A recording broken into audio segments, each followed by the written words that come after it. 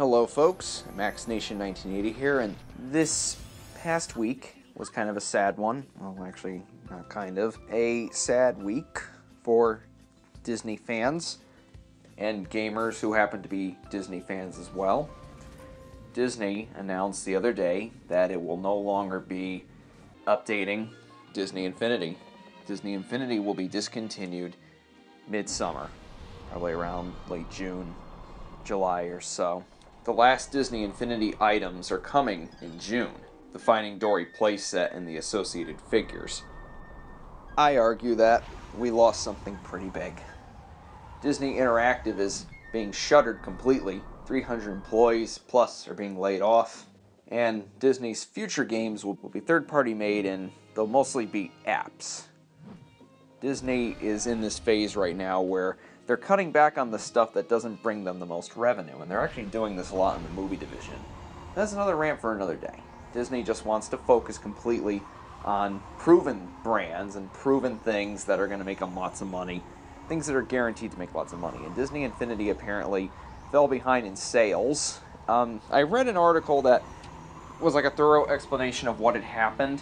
It was a combination of things. It was in-studio, in-company politics. It also had to do with internal competition from Star Wars Battlefront, according to this article. Some of it might be inaccurate, but I'm just quoting the article. They also overshot the game's success.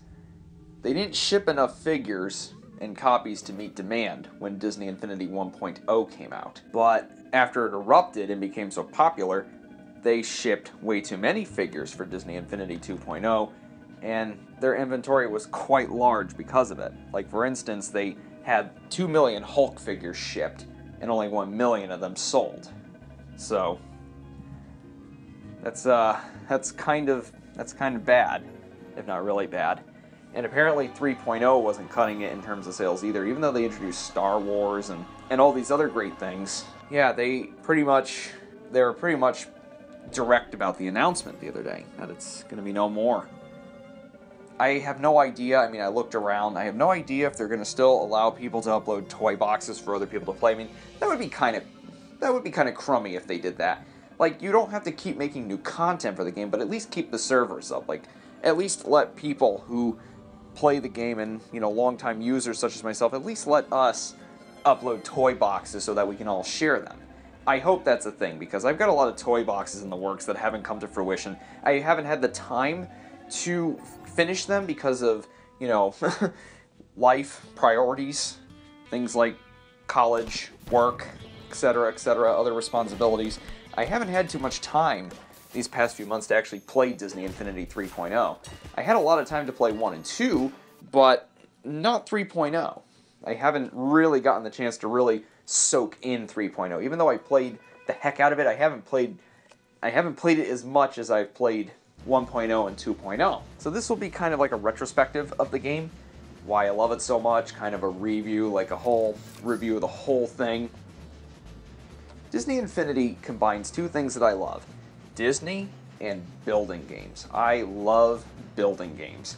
As a kid, I loved games like Zoo Tycoon, Roller Coaster Tycoon, SimCity. I loved those kinds of games where you could just build your own things, and you can, stare at the screen, mesmerized at what you just build. And, I always liked building toys when I was a kid, too. Legos and all kinds of things like that. Things where you just build. Train sets, all those kinds of things. And Disney Infinity combined that with Disney. And, of course, Disney, in the recent years, has acquired so many great properties. Pixar, Marvel, Lucasfilm. So that means I can literally build worlds using elements from Disney films, Pixar films, Marvel films, Star Wars. I can literally make worlds and combine and make all these cool combinations and everything. This was up my alley. When I had heard about Disney Infinity in mid-2013, I thought to myself, I have to get that. And when I got it, Christmas 2013, I played the heck out of it. I built all these worlds that combined all the Disney films. I would combine Wreck-It Ralph with Pirates of the Caribbean, with Aladdin, with all these things. It was a game like toys, that inspired you to create and come up with all these cool things. And I love games that do that. I'm not really much of a gamer these days because a lot of the high-end titles, they just don't appeal to me much. I have like specific preferences now for video games. Disney Infinity was one of the few games that I've played and played and played and played nonstop. And I made sure to get 2.0 and 3.0. And the other cool thing was the figures. You know, in order to play as the characters that you wanted, you had to purchase the figures. So that gave me an excuse to have a shelf full of toys. Same thing with amiibos. Like, I've got a couple of amiibos now because I have a Wii U. And, of course, typical of me, I'm late to the party because the new Nintendo console is coming out in March, the NX. Here I am with my Wii U, which I've had since Christmas. I'm, like, so behind. But anyways, Disney Infinity, like I said, it combined two things that I love, and I just played it non-stop. I built all these toy boxes, mostly racetracks, because when you build actual levels, there's a few complications and such, and I've never really taken the time to learn the ins and outs of them, like the Creativa toys. I've never really had the time to figure those out, and every time I've tried to figure them out, I screwed something up. Like, I built this whole toy box based on the dentist's office from Finding Nemo, and it locked up in Disney Infinity 2.0. It just locked up for good, and I can't open it. I still can't open it. No updates to the game itself could fix that, and I didn't really want to bother, calling technical support or anything because I didn't think that would help anyways. So I'm just recreating it as best as I can, and Toy Box is just everything I dreamed it would be. It had a few setbacks, it had a few glitches, it had a few things. Also, I kind of disliked the limit at first, but then I came to appreciate the limit because the limit pretty much forces you to be a little more creative with what you got. Like, you could easily just screw things around and make the biggest thing imaginable, but at the same time, aren't you more creative when you're figuring out what to do with all the different elements that you want to use for your toy box? I'm a writer, and this has helped me a lot. The less is more approach. You can throw every big thing onto the cart, but sometimes when you take the best of everything that you want and put it in one solid thing, in this case a toy box, like let's just say you wanted to combine Star Wars with Wreck-It Ralph, with Pirates of the Caribbean, with Lone Ranger, with Cars, with Lion King, with all the classics and everything. Say you wanted to do that, but you didn't have enough room, to realize your vision. For me, it was kind of helpful because I was able to create very solid toy boxes using all the elements that I had wanted to use. And in the end, they weren't so cluttered, they weren't so, busy. I was able to create very focused toy boxes, and that's helped me a lot as a writer, because as a writer I have this problem where I throw all this stuff into the story and I want it all to be in there. It's like I'm trying to cram the contents of 2 tacos into one, if that analogy works. And I realize it's just going to create a mess, and you got to get rid of some stuff, maybe save them for another taco. So that's exactly what I did with Disney Infinity, and in a way, this game, this building game that's pretty much a money machine for Disney, this game has helped me write. It's helped me as a creator, and I owe a lot to the game for doing that. And it was a very user-friendly game too. Building with a toy box wasn't too complicated. It was easy to get the hang of, and you had all these themes. And sometimes I would just create the toy box and just do nothing but roam around because it was kind of a therapeutic game in a way. And that, you'd create this world based on a Disney film or a Disney-owned property, and you can kind of live, you can kind of immerse yourself in it for a little while. You'll put in a Sky Dome, you'll hear part of the score to a certain Disney or Pixar, a Marvel or Star Wars movie, and you have like the background, the Sky Dome inspired by a background from the movie or a place or a location. And there was just so much that they did with this game, and there was so much variety. Even though there were some properties owned by the Mouse House that I wish they would have tackled, like a Bambi Sky Dome would have been great, or like a Pink Elephant's Sky Dome from Dumbo, or maybe a Princess and the Frog one, but even then, the selection was still very diverse. It was also great fun trying out other people's toy boxes. It actually functioned as like a game with missions and such. Even though they didn't form a linear story, it was still very cool to see what other fellow Disney fanatics have come up with. you can almost like write your own original stories with these characters. It's like fan fiction, really cool fan fiction. You can reenact scenes from movies, you can mesh other movies. It's just, the idea was so cool, and it's really sad to see that Disney sees no need for it anymore. And this is where my rant comes in. Okay, now, before you simply say, but that's business, hear me out. Disney is a multi-billion-dollar empire. They make millions and billions of dollars off of their theme parks, off of their films, off of their legacy. Who doesn't know what Disney is? And who doesn't go to a Disney theme park? Or who doesn't have some form of Disney in their life? Disney makes billions of dollars. Even more so now that Bob Iger, to quote someone who worked at Disney in the 70s and 80s, a man named Steve Hewlett, to quote him, Bob Iger has turned Disney into the Berkshire Hathaway of entertainment conglomerates. Marvel and Lucasfilm alone are making them piles and piles and piles of money. Pixar makes them piles of money. The Disney legacy alone makes them piles and piles of money. Look at their movie slate. Walt Disney Animation Studios films, Pixar films. Pixar is making a few sequels in the next couple of years. Those are sure to reel in lots and lots of bucks. Look at some Walt Disney Animation Studios films. Modern ones like Zootopia, Frozen, Big Hero 6, Wreck-It Ralph, Tangled. And of course you got the classic ones, which are iconic, you know, Snow White, Pinocchio, Fantasia, Dumbo, Bambi, Little Mermaid, Beauty and the Beast, Aladdin, The Lion King. Disney makes a lot of money. I think that Disney can, you know, cater to niche markets every once in a blue moon. I know they don't want to because they just want to focus on those guaranteed moneymakers. That's fine and all. I mean, it's smart. It's a smart corporate decision.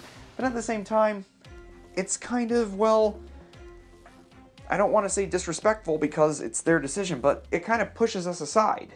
Some of us fans, you know, we're not, I don't like to see myself as a needy person because, again, Disney is a corporation and Disney can do whatever they want. If it's not making money, or it's not making the money they want to see, well, it's understandable that they don't want to make it. But my logic is, they make so much money, I think they can afford a few, you know, projects like this where they may not bring in the most money, but there's still a base that will be there for it.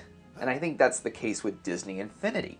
I think that's the case for movie projects like Tron 3, movie projects that aren't going to happen anytime soon, or maybe ever, who knows.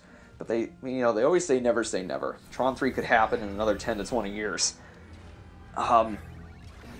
There's a lot of things that Disney won't make nowadays, or they won't make much of. And I've gone over this in rants before, like right now I'm having lots of issues with Disney's live-action movie division. Disney's live-action movie division suffered a lot of box office flops in the recent years. And a lot of those box office flops were movies that were kind of fresh for them. Movies that weren't remakes of their animated classics. Look at how well Alice in Wonderland and Maleficent did. Look at how well the live-action Jungle Book is doing. Look at the anticipation that the live-action Beauty and the Beast movie has. Through the roof. Pretty much everybody my age, 23, and around that age, they are gung-ho about live-action remakes of Disney animated classics. They've tapped a market there. Nostalgic people my age. I, of course, am not like them. I don't need some live-action remake. I've got the classics, and I'm perfectly fine with them. They don't need to be remade in live-action. But I digress. But for a while, it seemed like Disney's live-action slate was only going to be these kinds of movies. They're kind of phasing out Touchstone. They're kind of squashing the mid-budget movie out, and other studios are doing this too. This is totally a Hollywood thing. They want to focus on just big tentpole movies that make them like $800 to $1 billion at the worldwide box office. They see no need for the mid-range movie anymore, and they're little by little squeezing that out. Disney has pretty much squeezed that out as well. This year, they had a box office flop, and that was The Finest Hours. What was it? It was a mid-range movie. It cost about maybe $70 to $80 million, and it didn't break even. They lost a lot of money on it. Meanwhile, Jungle Book, a remake, did very, very well, and they put their marketing all into that movie. I think The Light Between Oceans, which is a Touchstone release, I think that will be the last Touchstone film from Disney. Little by little, they've squeezed that out too. They broke off the deal they had with Steven Spielberg, not marketing the DreamWorks SKG Touchstone Pictures right. Spielberg broke the studio off from Disney and moved it back to Universal because Disney sees no need for that kind of stuff anymore. And I understand. Again, I completely understand. They want to make money. They want to make money. But even during the Eisner days, Disney still invested in stuff that was kind of floppy or stuff that wasn't very money-making. You can't just squeeze that out entirely. You can, they can afford to do stuff like this. And if Disney Infinity is part of that, it's not enough for us crowd, well, all I have to say to that is, Disney, you can do better. I'm not saying they're failing at being a corporation. Again, they're making a smart corporate decision. Smart corporate decision meaning make money, but artistically, it is not. Disney Infinity is more than just some trivial video game. And like I said, it helped me as a creator. It was very therapeutic for me, and it was a great game to play when things got stressful. It was a great game to just sort of veg out and play. You weren't in a rush, It was about creating worlds and being in them and sharing them with other players. And I hope they keep the servers up at least, so people can still upload levels and share them. That would be awful if the servers just shut down. They don't have to develop new content for the game, but at least keep the servers up so we can share the stuff we make with the content we already have. And we have such a plethora of content. There's endless things to do with what we already have. I looked at what they were going to release, and I'm even more heartbroken about this because we were going to get a playset for Moana. Finally, a playset for a Disney animated film. It was something we've been asking for a long while. We were supposed to get big figures. They're supposed to be like a foot tall or something. We're supposed to get big figures. We were supposed to get a Star Wars Rogue One playset. We were supposed to get playsets based on Pirates of the Caribbean 5. I believe Pirates of the Caribbean 5 because that's coming out next year. Cars 3, Coco being Pixar's next original film. We were supposed to get all these playsets, all these modes. We were going to have a big Toy Box Story crossover mode because one of the big complaints was that when you get the playsets, you could only play as the characters corresponding to the films that the playsets are based on. But they were supposed to introduce a mode where it didn't matter what film you were exploring or what film world you were exploring. You could play as any character, meaning you could play as Wreck-It Ralph in a Star Wars environment, or Jack Sparrow in a, Tangled environment. It was like this big crossover mode, similar to that of Toy Box Takedown for Disney Infinity 3.0. Oh, that would have been so good. I hope, and this is probably something that won't happen, but I like to be optimistic, I hope that there's enough of a turnout of fans, or interest. I hope that interest raises for the game in some way or another, and a few months or maybe a few years down the line, they reconsider. But I don't think that's going to happen because Avalanche, the studio behind it, was completely shuttered. Disney Interactive was shuttered. They'd have to get all those people back to do it, and I think it's curtains for Disney Infinity, but maybe in some way or another, maybe in the form of another game, it could come back. It could come back. I'm just upset to see it go like this. More so because I know Disney can afford this. I know that Disney can afford, this kind of thing. But Disney is doing what, smart corporate people do. They make things that just make money. I'm going to miss all the new updates. I'm going to miss all the news. I'm going to miss hearing about all the cool new stuff that was coming down the pipe, that was coming down the slope. I'm going to miss that. I really am. I understand why it's being done. I'm not happy about it, of course. Disney Infinity was truly a great game, and I had a great 2.5 years playing it. Thank you, Disney Interactive. Thank you, Avalanche Software. Thank you, all the developers who worked alongside Avalanche and Disney. And thank you, of course, to everybody else involved. This is IMAX Nation 1980, over and out.